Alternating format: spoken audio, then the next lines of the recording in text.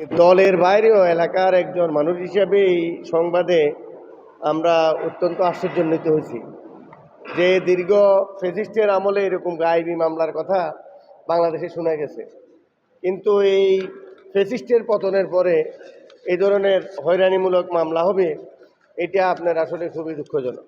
এখন বিষয়টা হচ্ছে যে ধরেন আমি কি কাজ করি এটা তো আর সবাই অত নাও জানতে পারে। এখন এখানে যারা চোরাচালানের সাথে জড়িত, যেহেতু আমরা এটা সীমান্ত এলাকা, সীমান্তবর্তী উপজেলা, এখানে সীমান্তবর্তী উপজেলা হিসেবে সারা বাংলাদেশেই সীমান্তগুলোতে চোরাচালানি ছোট বড় বা এই কিছু না কিছু চোরাচালানি হয়। এটা এই 100% শতভাগ আসলে কখনো বন্ধ হবে না, আগেও ছিল না, এখনও হবে না, ভবিষ্যতেও এটা করাটা কঠিন। তারপরেও চোরাকারবারি আপনারা জানেন, আগে দীর্ঘ 17 বছর আমরা এখানে চোরা কারবারের এরকম ছবি এবং ভিডিও বাইর হয়েছে যে প্রশাসনের লোকেরা স্মাগলিংয়ের মালামাল গাড়িতে লোড করে দিচ্ছে, প্রশাসনের লোকেরা।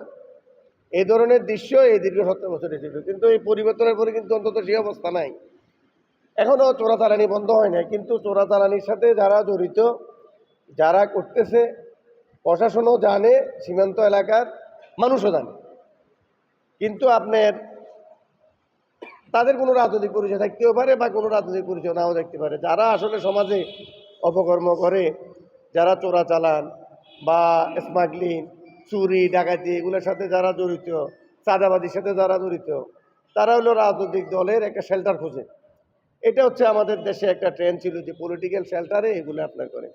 কিন্তু আমরা এটা আপনার বিভিন্নভাবে যাচাই বাছাই আমরা রাজনৈতিক দলের বাইরেও একজন সাধারণ মানুষ হিসেবে, সচেতন লোক হিসেবে এই ঘটনাটা শোনার পর থেকে আমরা বিভিন্নভাবে যাচাই বাছাই করছি যে আসলে কোনোভাবে মানে আমাদের দলের কোনো লোক এটার সাথে সংশ্লিষ্ট হয়েছে কিনা, বা যে তারেক হোসেনকে 1 নম্বর আসামি করা হলো তারেক হোসেন কোনোভাবে এটার সাথে ইনভলভ আছে কিনা।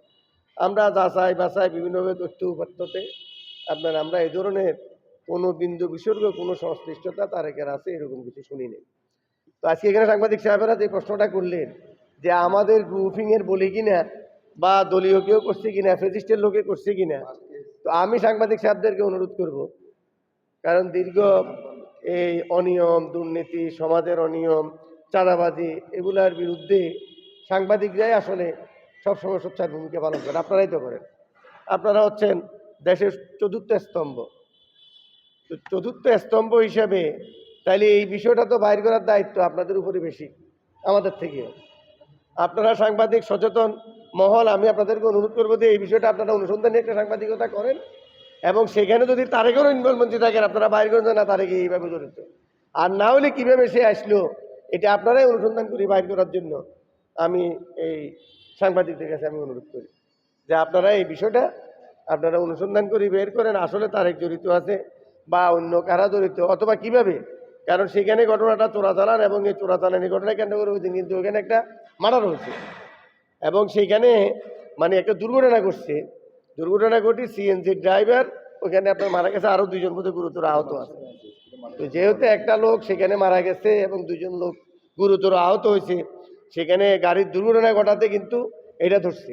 এখন পুলিশ মামলা যে কথাটা বলছে, প্রশাসন যে কথাটা বলছে, এগুলা তো আসলে পারিপার্শ্বিক। আমার মনে হয় দুর্ঘটনা না ঘটলে এই মাল ধরাই যেত না, তাইলে আর এই মামলাও হইতো না, কারণ চোরাচালানি চলতেছে, তারা কিভাবে চলে এটা আপনারা জানেন। তো সুতরাং এই যে এগুলো হচ্ছে উদুর ফিন্ডি বুদুর ঘাটে দেওয়ার জন্যই তারা এই কাজগুলো করছে, এবং প্রশাসন বায়াস্ট হয়ে এটা করছে আমরা মনে করি। এখন তারা কিভাবে বায়াস্ট হয়েছে সেটা আপনারা বাইর করেন, অথবা সেটা তারাই সেটা প্রমাণ করুন যে না এরা জড়িত। কিন্তু আমরা সাধারণ জনগণ হিসেবে, সমাজের একজন সচেতন লোক হিসেবে আমরা এটা বলতে পারি যে এখানে যে মামলায় যাদেরকে আসামি করে, শুধু তারেক নয়, আরও 2 একজন আছে, আমরা যেটা পাইছি যে তারা আসলে এই মামলা বা এই চোরাচালানের সাথে তাদের কোনো সংশ্লিষ্টতাও দ্বিতীয় ছিল না, এটাতেও নেই, কিন্তু তাদেরকে আসামি করছে। আর এই চোরাচালানের সাথে যারা সংশ্লিষ্টতা তারা এখানে আসামি হয়নি। তো এখন আমি সাংবাদিকদেরকে অনুরোধ করবো যে এই বিষয়ে আপনারা আরও ভালোভাবে আপনারা অনুসন্ধানী সাংবাদিকতা করে আপনারাই বাইর করুন, আর জড়িত থাকলে সেটা এস্টাবলিশড হোক। আমরা তো কোনো অপরাধীকে রক্ষা করার দায়িত্ব রাজনৈতিক দলের নেই। আমরা কেউ যদি অপরাধ করে আইনের প্রতি আমরা শ্রদ্ধাশীল, বিএনপি আইনের প্রতি শ্রদ্ধাশীল, এটা সবসময় আমরা একটা রাজনৈতিক দল হিসেবে আমাদের নেত্রী বেগম খালেদা জিয়া, আমাদের ভারপ্রাপ্ত চেয়ারম্যান তারেক রহমান এবং যিনি এই এলাকার সমন্বয়ক, আমাদের এই সাংবাদিক সম্মেলনটা আরও 3 দিন আগে ছিল, উনিও বলছে যে আমি একটু খোঁজখবর নিই। আমাদের সাংগঠনিক সম্পাদক রফিকুল আলম মজদু ভাই বললো যে আমি একটু খোঁজখবর নিই ভালোভাবে। আসলে সাংবাদিক সম্মেলন করার আগে উনি একটু খোঁজখবর নিয়ে তারপরে উনি বলছে যে সাংবাদিক সম্মেলন করেন। এরপরে উনি সমস্ত কিছুটা প্রাথমিকভাবে যাচাই বাছাই করি উনিও বিভিন্ন তথ্যপত্র নিয়ে কালকে আমি যতটুকু জানি যে উপজেলা বিএনপি এবং আমাদের রফিকুল আলম মজদু ভাই বললো যে না, এটা সাংবাদিক সম্মেলন করে, যতটুকু জানছি তারেক হোসেন এটার সাথে কোনো সংশ্লিষ্টতা নেই। যার পরিপ্রেক্ষিতে আমরা আজকে এই সাংবাদিক সম্মেলন এখানে উপজেলা বিএনপি এই সাংবাদিক সম্মেলনের আয়োজন করছি। তো এইটা হচ্ছে কথা। আমার কথা হচ্ছে যে যেই কথাটা আপনারা ওই যে বিএনপির গ্রুপিংয়ে, আপনার যে বিএনপির গ্রুপিংয়ে তো বিএনপির কেউ তো মামলা করে নাই, মামলার বাদীতে হলো প্রশাসন, পুলিশ। তাইলে পুলিশে বলুক যে বিএনপির অমুকে আপনার তাকে আসামি করছে, অথবা প্রশাসন বলুক যে অমুকে তাকে আসামি করছে। তো সুতরাং এগুলো হচ্ছে কি ওই যে আপনার একজনের অপরাধ আরেকজনের উপরে দেওয়ার বা এটাকে বাইপাস করার জন্য। তো সুতরাং আমরা আমাদের জাতীয়তাবাদী দল, আমাদের আহ্বায়ক সব সদস্য সচিব এখানে আছে, আমরা প্রতিযোগিতা প্রতিদ্বন্দ্বিতা নিজেদের মধ্যে কিছুটা এই ভুল বুঝাবুঝি মতদ্বৈত যেটা রাজনৈতিক দল হিসেবে থাকতে পারে, এটা যে আমাদের এই নাই, এটা আপনার ওই যে একটা ফ্যামিলির মধ্যেও থাকে। তো এটা আপনার একটা রাজনৈতিক দল হিসেবে আমাদের মধ্যে হয়তো কোথাও কিছু দেখতে পারে, কিন্তু আমরা রাজনৈতিক প্রশ্নে খালেদা জিয়া, তারেক রহমান, আমাদের রাজনৈতিক মতাদর্শে আমরা সকলে এক এবং অভিন্ন ঐক্যবদ্ধ আছি। ধন্যবাদ আপনাদের।